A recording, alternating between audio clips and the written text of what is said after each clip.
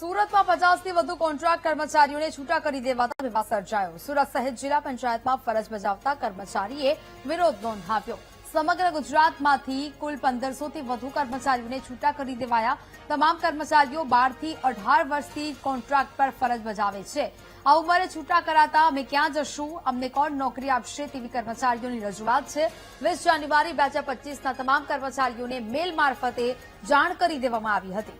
સુરત જિલ્લા પંચાયત કચેરી બહાર દેખાવ કરી વિરોધ નોંધાવાયો છે। ફરજ પરથી છૂટા ન કરવામાં આવે તેવી કર્મચારીઓની માંગ છે।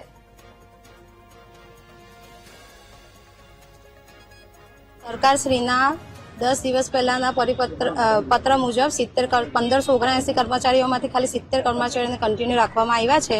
આખા ગુજરાત રાજ્યના 1509 અને અમારા સુરત જિલ્લાના 50 જેવા કર્મચારીઓને તાત્કાલિક છૂટા કરી દેવામાં આવ્યા છે અને એ બી 10 દિવસના નોટિસ પીરિયડમાં। અમને કોઈ નોટિસ પીરિયડ આપવામાં આવ્યો નથી અને 1 ફેબ્રુઆરી 2026 થી અમને લોકોને છૂટા કરી દીધા છે, જે અમારી એજન્સી દ્વારા મેલ દ્વારા કહેવામાં આવ્યું છે। અને આ અમારા બધા જે કર્મચારીઓ છે 10, 12, 15, 18 આ રીતના જ્યારથી પ્રોજેક્ટ ચાલુ થયો ત્યારથી જોડાયેલા છે। તો હવે એ લોકોની ઉંમર પણ નીકળી ગઈ છે અને એ લોકો સરકારી નોકરીમાં વય મર્યાદા એ લોકોની આવી રહે એવું જ નથી ને એમના બાળકોનો અભ્યાસ છે, એમના માતા પિતા વૃદ્ધ થઈ ગયા છે। તો આ લોકો બધાનું ભરણ પોષણ કરશે કોણ? સરકાર કરશે, કોણ કરશે? છેલ્લા 13-14 વર્ષ થઈ ગયા મને ઈગ્રામ વિશ્વગ્રામ સોસાયટી જે આર્મી ઇન્ફોટેકને કોન્ટ્રાક્ટ આપ્યો હતો। અમારા 5 વર્ષનો કોન્ટ્રાક્ટ હતો। આ 4 વર્ષ અમારા પૂરા થાય છે। 4 વર્ષ પૂરા થાય છે એના 4 વર્ષ પૂરા થઈ ગયા, જો 1 વર્ષ અમારું બાકી છે। એના પહેલા જ અમને છૂટા કરી દીધા છે।